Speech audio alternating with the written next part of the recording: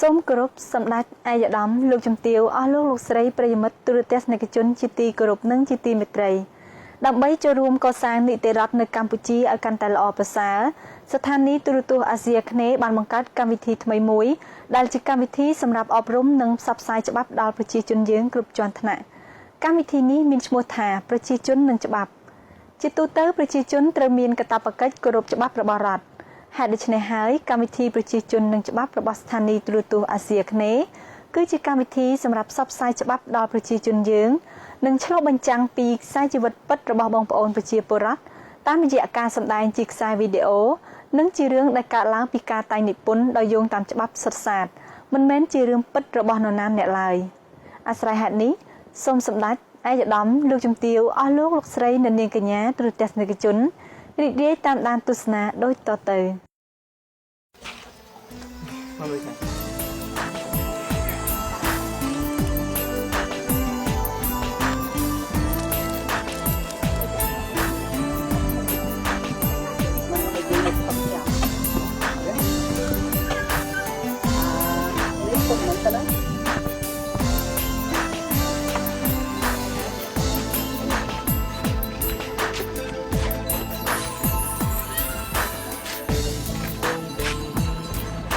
បងសូមអញ្ជើញ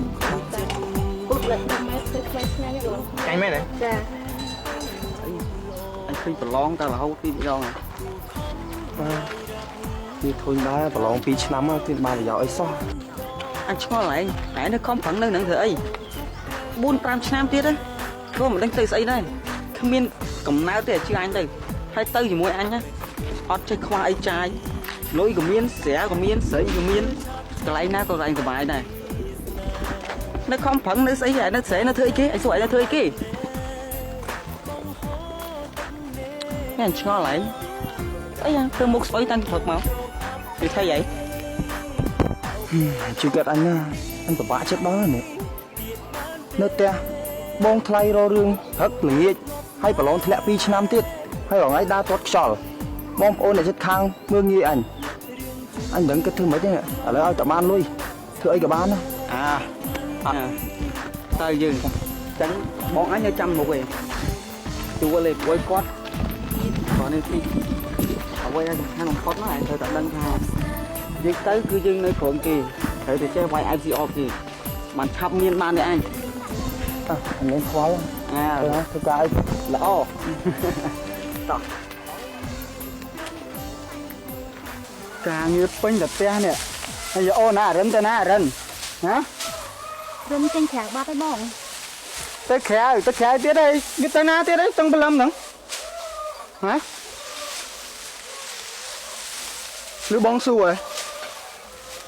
អូនអត់បានដឹងដែរព្រោះអីព្រឹកមិញអូនចេញមកស្រែបាត់អីហ្នឹង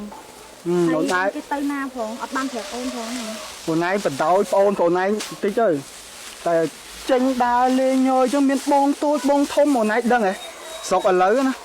អត់បានណាដើរលេងវងចឹងមិនស្រួលញៀនឆ្នាំញៀនអីណាខ្លួនឯងមើលអាសានិយាយប្រាប់វាផងហ៊ានណា2-3ឆ្នាំហើយមិនឃើញប្រឡងជាប់អីគេសោះបងមិននិយាយណាបងគ្រាន់តែប្រាប់អូនឯងឲ្យដឹងកុំឲ្យថាបងនឹងស្ដីឲ្យវាធំហើយណាអូនឯងកុំបដោយវាពេកតែបដោយនឹងខូចក្មេងអត់អំពើណាអូនឯងមើលប្រាប់វាផងបងអាណិតវាថាវាអត់មានម៉ែមានឪបងlại không có cái máu ăn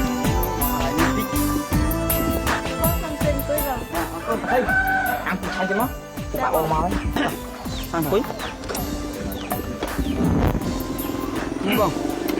ngon ghê máu là không ngon nhom rồi nhom rinh bon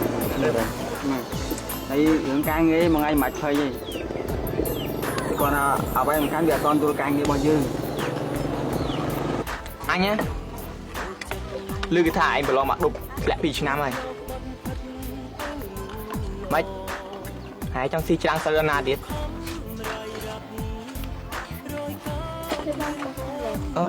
đã nâng ba số mấy ta bật nhung bờ mặc đục nhung bờ mình cho phong nữa tao nhung tôi đó càng nghe nào thôi cùng khoa cho anh bị càng nghe khóa tôi ca thì nhà bắt nhà khơi ấy đi សំខាន់ឲ្យតែយើងហ៊ាន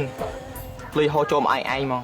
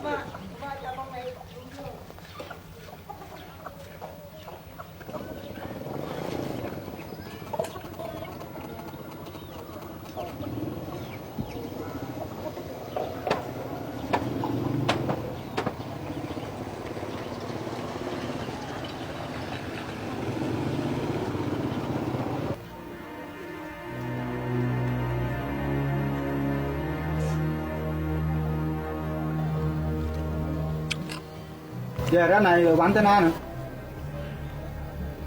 ខ្ញុំមិនវ៉ាន់ទៅធ្វើការនៅភ្នំពេញខ្ញុំមិននៅដេកស៊ីកម្លាំងបងឯងទៀតទេឲ្យបងឯងស្លេឲ្យខ្ញុំមួយថ្ងៃទេ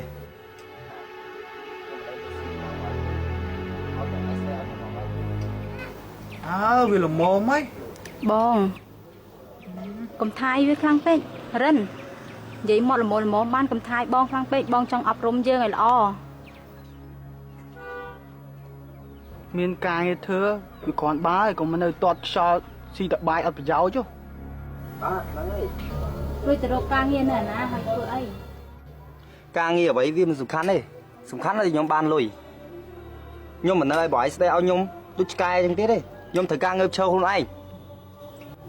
Bởi trong tới còn bá tới. Một hải nữa từ thưa xây cát. Kèm thứ chào lắm chú. រឿងអីក៏ដោយការងារអីក៏ដោយរបស់ខ្ញុំមិនបងឯងចង់ដឹងទេខ្ញុំចង់ងើបឈរខ្លួនឯងខ្ញុំចង់រកលុយកម្លាំងញើសឈាមរបស់ខ្ញុំមិនបងឯងមកបដៅខ្ញុំទៀតខ្ញុំធំហើយមិនបងឯងស្ដីខ្ញុំមួយថ្ងៃ Mưa viên vậy. បងបានទេអូនសុំបង ថ្ងៃនេះថ្ងៃចុងក្រោយឯងខ្ញុំនៅហូបបាយបងឯងថ្ងៃចុងក្រោយ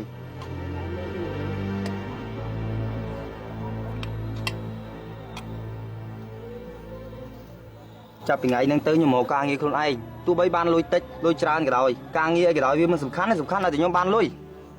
Ngày cho ngày. Chỉ đọc lơi bia lia chẳng hạn bia lia. Nhìn thế nào.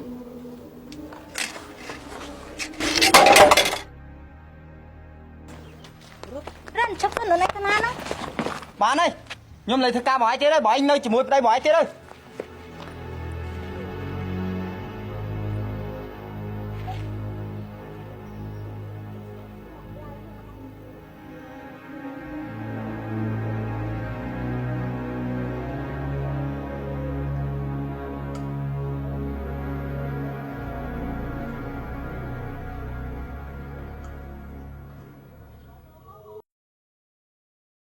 ទូរទស្សនិកជនជាទីគោរពនិងជាទីមេត្រី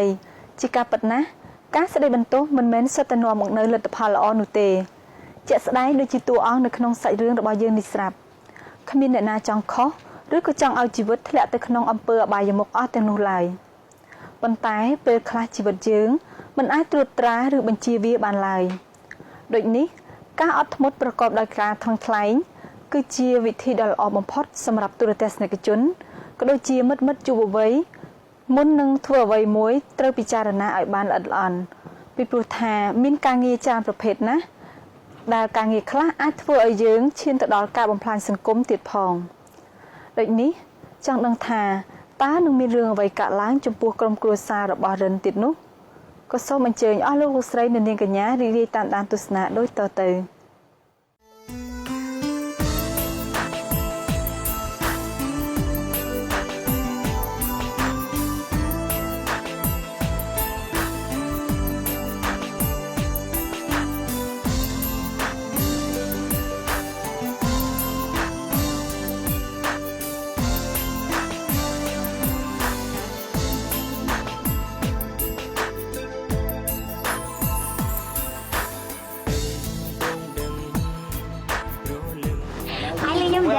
นั่นไง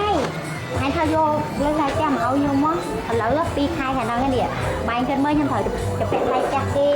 น้าลุยไหลใบให้ใบกันเมื่อยังเช็คต้องเอาสอนในใบหัวโยนไรเราบ้องเคยการมั้งนะใส่เคยการมั้งนะใส่เคยการมั้ง chúng tôi chết đúng không kia chi là mỏ mau hay step phong hay phong ti krong bị thông hay kia bà bảo lại tê từ sắp á cái từ bên sải mét thôi bán chè bài nhà vậy ăn áo ảnh máu tăng một chú ảnh mình máu ngại nắng máu bên ngay bên sải bên này một chút quá nhá thì năng tiền là đây nơi này sao đấy tình man ai mới không ấy tình man sẽ co một sai tiền nhưng phải tại bài mơ trong cam thi chụp liên kia đâu ngủ ta cho mãi mà vô nhóm mà bờ mãi mình mà vô nhóm không bao giờ nên ấy chắc mãi mà vô cho mang thẻ mà ok chắc mang thẻ man này bye bye bông thầm lán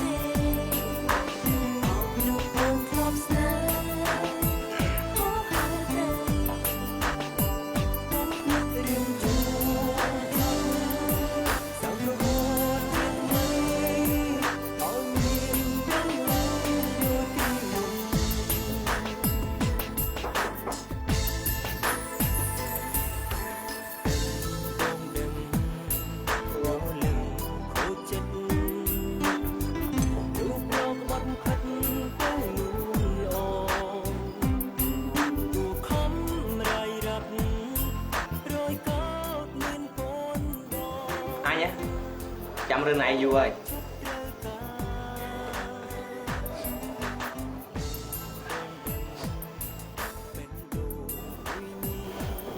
ពីមុនណាគីឡូអ្នកសេសុតហ្មងតែឥឡូវមើលដូចធុងសម្បើមដល់បងឯងណាជាតាមខ្ញុំមើលបងឯងគួរតែមករកស៊ីមួយបងធំព្រោះតាមខ្ញុំមករកស៊ីមួយបងធំមើលកងដៃអ្វីក៏ខ្ញុំមានដែរសង្សារក៏មានហើយសិតតអ្នកមានមើលឲ្យលុយតាំងកបោក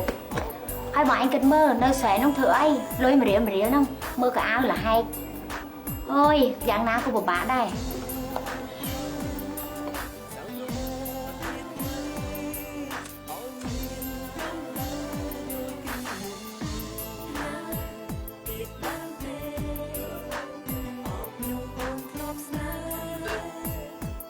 anhមើលមកបែងស្ងោអញ្ចឹងនេះនេះឯងសាក់នេះតិច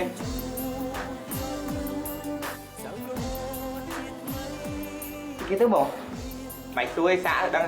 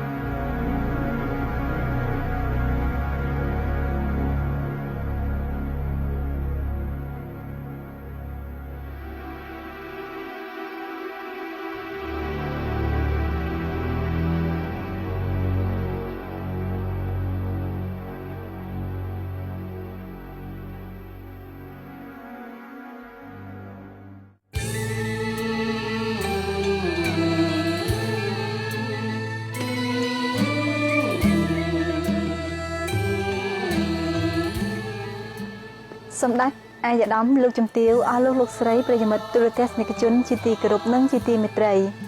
ក្រោយពីបានទស្សនាវីដេអូដែលតាក់ទងទៅនឹងបញ្ហាជួញដូរគ្រឿងញៀនយើងឃើញថានៅក្នុងសង្គមរបស់យើងចំពោះជនដែលគ្មានការងារធ្វើគឺតែងតែព្រួយបារម្ភអំពីបញ្ហាអស់ទាំងនេះ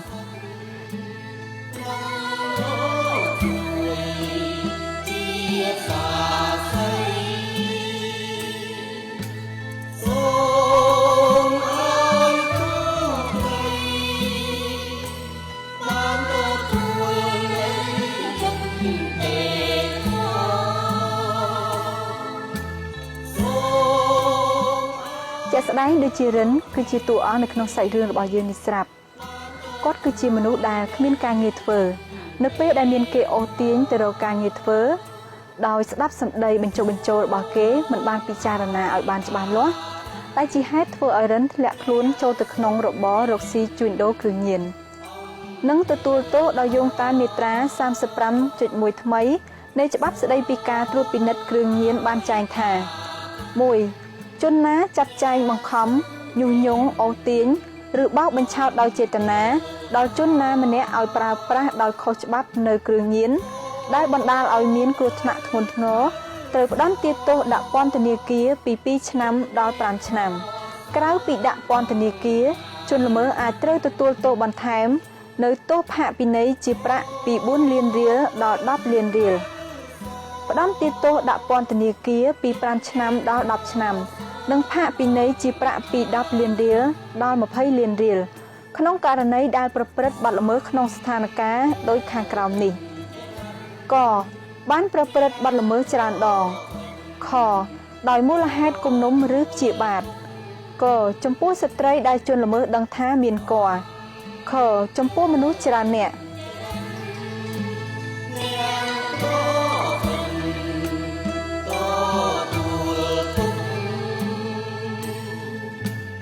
Oh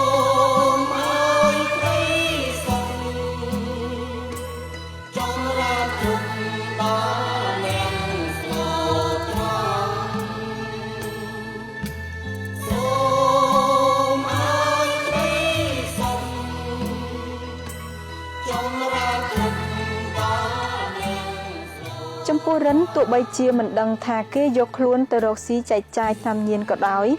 ត្រូវមានទោសដូចគ្នាពីបទចែកចាយថ្នាំញៀនដោយយោងតាមមាត្រា 37.1 ថ្មីចំណុច 2 នៃច្បាប់ស្តីពីការត្រួតពិនិត្យគ្រឿងញៀនបានចែងថាត្រូវផ្តន្ទាទោសដាក់ពន្ធនាគារពី1ឆ្នាំដល់3ឆ្នាំក្នុងករណីដែលប្រព្រឹត្តបទល្មើសនេះធ្វើឡើងក្នុងគោលបំណងចែកចាយផលិតឬធ្វើពាណិជ្ជកម្មក្រៅពីទោសដាក់ពន្ធនាគារជនល្មើសអាចត្រូវទទួលទោសបន្ថែមនៅទោសពិន័យជាប្រាក់ពី2លានរៀលដល់6លានរៀល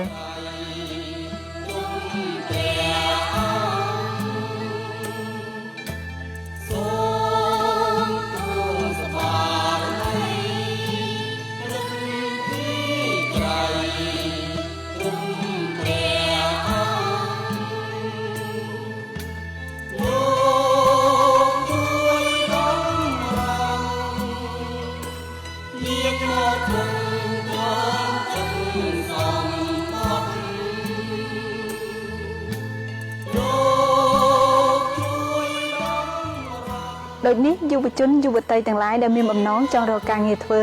នៅពេលដែលគេបបួលទៅរកការងារធ្វើគួរណាតែពិចារណាឲ្យបានច្បាស់លាស់ទោះបីជាមិត្តភ័ក្តិឬក៏មនុស្សដែលយើងស្គាល់ក៏ដោយព្រោះថាពេលខ្លះយើងអាចចាញ់បោកគេទៅប្រកបរបរអ្វីមួយដែលមិនស្របច្បាប់សូមឆ្លើយថាទេជាមួយគ្រឿងញៀនមិនត្រូវប្រើប្រាស់គ្រឿងញៀនព្រោះគ្រឿងញៀនបំផ្លាញជីវិតរបស់អ្នក